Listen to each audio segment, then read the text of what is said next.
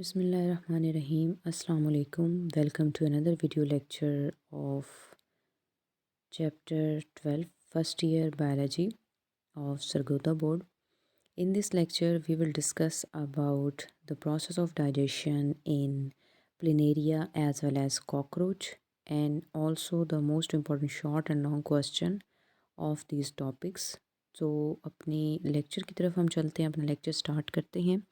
सबसे पहले हमने जो डाइजेशन डिस्कस करनी है वो डाइजेशन इन प्लेनेरिया है। सो प्लेनेरिया एक free living flat worm organism होता है जो कि फ्रेश वाटर पॉन्ड्स और स्ट्रीम्स के अंदर रहता है। स्ट्रीम कहते हैं झरनों को, पॉन्ड्स कहते हैं तालाब को, ठीक है। सो पॉन्ड्स और स्ट्रीम्स के अंदर यानी नदी नालों में ये रहती हैं और इनकी जो ओपनिंग होती है गट की, यानी गट की सिंगल ही ओपनिंग है जिसको हम माउथ का नाम देते हैं। That is located ventral surface, यानी बॉडी का जो बेली रीजन होता है वेंट्रल सरफेस वहाँ पर मौजूद होता है, near the middle of the body. यानी ये आप देख सकते हैं कि यहाँ पे माउथ मौजूद है बॉडी के तकरीबन सेंटर में, मिडल रीजन के अंदर। और माउथ ओपन होगा तो आगे फेरिंग स्टार्ट हो जाएगी, यानी ये माउथ बाहर की तरफ है ये इस जगह पर।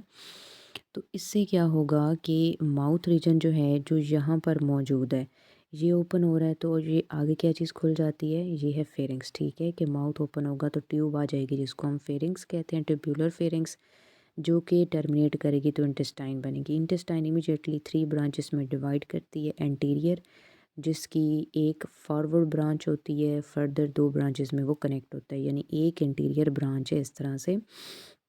तो ये आगे फिर ऐसे डिवाइड कर जाती है इस तरह से। तो ये जो आगे ब्रांचेज़ हैं इनको हम नाम देते हैं ये वाली और ये वाली, ये लेटरल ब्रांच है। ये मेन ब्रांच थी एंटीरियर जो आगे चल रही है, ठीक है। इस तरह से हम इसको डिस्क्राइब कर सकते हैं, या ज़्यादा क्लियरली मैं आपको बताऊं तो वी कैन से दैट कि ये हमारे पास एंटीरियर ब्रांच है एक, ठीक है। ये लेफ़्ट साइड पर, लाइक राइट साइड पर, जो लेफ़्ट साइड पर डिवाइड करती है तो ये एक लेटरल हो गई, ठीक है। इसी तरह यहाँ पर ये दूसरी लेटरल हो गई, एंटीरियर आगे कंटिन्यू हो जाएगी, फिर ये लेटरल ब्रांच हो जाएगी और यहाँ पे लेटरल ब्रांच हो जाएगी, फिर ये आगे कंटिन्यू हो जाएगी। तो इन सारी को हम नाम देते हैं लेटरल ब्रांचेस का, और ये सेंटर वाली क्या हो जाएगी, ये सारी एंटीरियर ब्रांच है, ठीक है। सो प्लिनेरिया जो होता है ये टर्मिनेट करता है ब्लाइंड एंडेड सिकाई के अंदर, ठीक है। सिकाई जो है इसके अंदर जो है ये टर्मिनेट करती हैं सारी की सारी ब्रांचेस जिनमें डाइजेशन हो रही होती है। प्लिनेरिया एंगल्फ करता है प्रे को बाय प्रोट्रूबरेंसिंग द इवर्सिबल फेरिंग्स। प्रोट्रूबरेंट का मतलब ये होता है, प्रोट्रूडिंग का मतलब ये होता है कि जो माउथ से बाहर भी जा सकती है। तो फेरिंग्स क्या होती है कि अंदर बॉडी के कॉइल्ड होती है, माउथ ओपन होगा तो फेरिंग्स बाहर की तरफ आ जाएगी और इन्वायरमेंट के कांटेक्ट में आ जाएगी, ठीक है। तो ये पुश आउट होती है through the mouth and push it into the gastrovascular cavity, कि ये इस फेरिंग्स को कहाँ पे लेके जाता है, सॉरी, कि जैसे प्रे एंगल्फ होगा प्रोट्यूडरबल फेरिंग्स की वजह से, यानी फेरिंग्स इसके कांटेक्ट में आएगा, प्रे को एंगल्फ करेगा और फिर अंदर चला जाएगा वापस गैस्ट्रोवास्कुलर कैविटी की तरफ। फूड फिर डाइजेस्ट होगा इंटेस्टाइन के अंदर, क्योंकि एंजाइम इसके ऊपर रिलीज़ किए जाएंगे। इंटेस्टाइन के जो ग्लैंड सेल्स होंगे वो एंजाइम रिलीज़ करेंगे और इन एंजाइम से डाइजेशन होगी। डाइजेशन का प्रोसेस एक्स्ट्रा सेलुलर होगा क्योंकि ये गैस्ट्रोवास्कुलर कैविटी के अंदर हो रही है, ठीक है। इसकी जो कैविटी है इसके अंदर हो रही है, दैट्स वाई।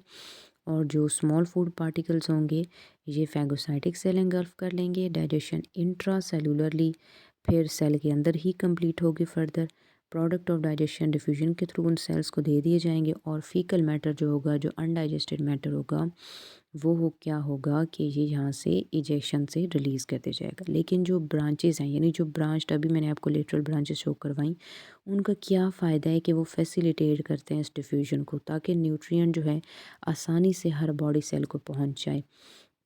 सो ये हमारे पास जो है ये एक डायग्राम है प्लिनेरिया की जो शो करता है इसके बाकी बॉडी के पार्ट्स को, ठीक है। अब हमने कहा है कि सिकाई जो होता है ये ब्लाइंड एडेड है। कैसे, देखें, ये जो आपको टर्मिनेटिंग पॉइंट्स नज़र आ रहे हैं कि लेट से ये ब्रांच थी और ये ब्रांच इस तरह से डिवाइड कर गई है और ये बन गया, तो इस पॉइंट को हम नाम दे रहे हैं कि ये ब्लाइंड एडेड सैक है जिसको हम सिकाई कह रहे हैं, ठीक है। क्योंकि ये आगे क्लोज हो गया, इसका तो कोई ब्रांच ही नहीं है।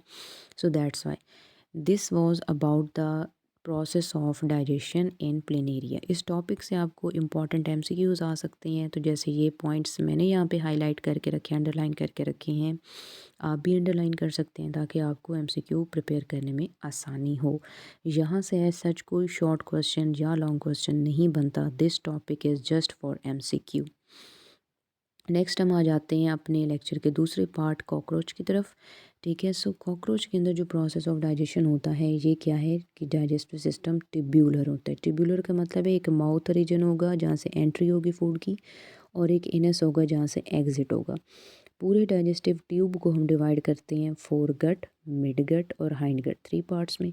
फोर गट माउथ कैविटी से स्टार्ट होगी, माउथ कैविटी के आगे जो है ना फिर अंदर की तरफ फेरिंग्स होगा, अंदर फेरिंग्स के बाद क्रॉप आएगा, क्रॉप के बाद गिजट आएगा। क्रॉप और गिजट में क्या फ़र्क होता है? क्रॉप जैसे कि आपको शो हो रहा है कि जो मस्कुलर स्ट्रक्चर है जिसमें फूड टेम्परेरी तौर पर कुछ देर के लिए स्टोर होता है। गिजट जो होता है ये आपको इस किस्म का स्ट्रक्चर नज़र आ रहा है, ये वाला, जो कि बिल्कुल एक छोटे से कप की तरह का होता है जहाँ पे डाइजेशन होती है, और हेपेटिक सिकाई इसके साथ कनेक्टेड हैं जो डाइजेशन को हेल्प आउट करती हैं। ठीक है, इसके अलावा जो मिडगट होती है इसको हम नाम देते हैं मीज़ेंट्रोन का। ये जैसे आपको यहाँ पे शो हो रही है मिडगट, हम इस चीज़ को नाम दे रहे हैं कि ये फोरगट का पार्ट थे ये सारी चीज़ें।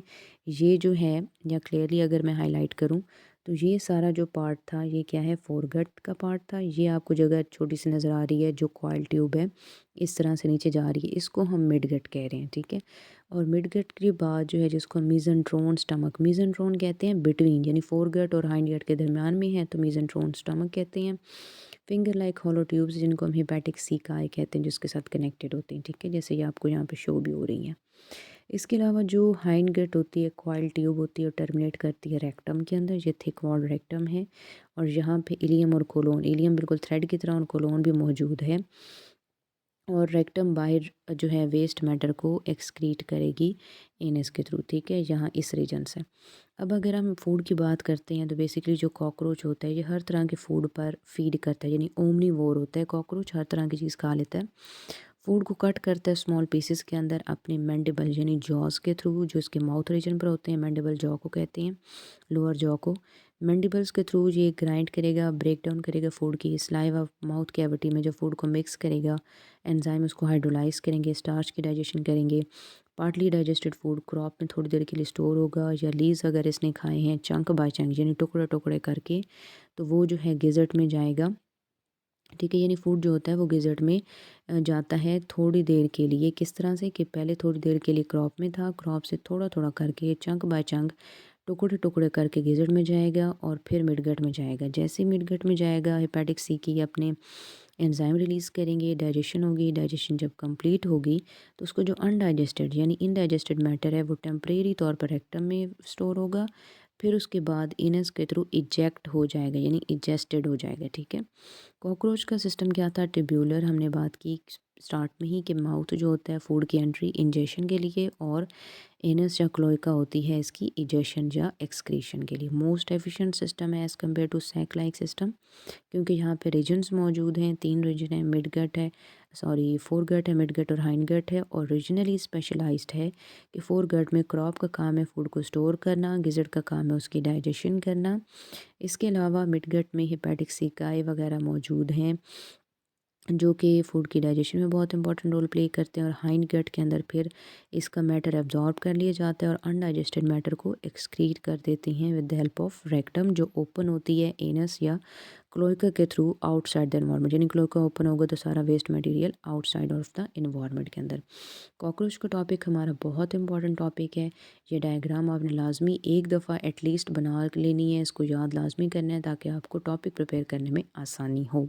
ठीक है, इसके अलावा अगर आप क्वेश्चन की बात करें तो यहाँ पे एक क्वेश्चन आता है, short question, how digestion occurs in cockroach. तो आपने डायरेक्टली सिर्फ ये वाले पॉइंट्स लिख लेने यहाँ पे, यहाँ से यहाँ तक शॉर्ट करके ब्रीफ करके, तो आपको एक शॉर्ट क्वेश्चन आ जाएगा इसका कि how digestion occurs in cockroach. In case अगर ये आपको लॉन्ग क्वेश्चन आता है, क्योंकि वो भी मल्टीपल टाइम, जैसे मैंने लिखा है कि मल्टीपल टाइम्स आता है ये वाला क्वेश्चन, सो लॉन्ग क्वेश्चन होता है how digestion takes place in cockroach. ये लॉन्ग क्वेश्चन मल्टीपल टाइम्स आ चुका है सरगोदा बोर्ड के पेपर्स में। इसमें आपने ये सारा बताना होता है, स्टार्टिंग में आप आप इसके पार्ट्स बताएंगे कि डाइजेस्टिव सिस्टम किस टाइप का है, कितने पार्ट हैं, ठीक है, कौन इसमें रीजन है, क्या करते हैं। फिर आपने इसके प्रोसेस ऑफ डाइजेशन की बात करनी है और फिर आपने इसकी बात करनी है कि tubular digestive system is advance, ठीक है, मोस्ट एफिशिएंट की आप हेडिंग दे सकते हैं कि most efficient than sac like system. So that was about the topic of digestion in cockroach. I hope कि ये लेक्चर आपको बहुत ब्रीफ सा और बहुत आसान सा लगा होगा रिगार्डिंग दीज टू टॉपिक, और आपको क्वेश्चंस भी प्रिपेयर करने में हेल्प मिलेगी।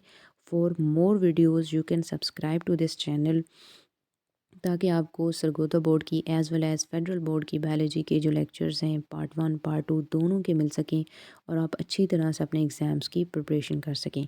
Till the next lecture, wish you all the very best, good luck.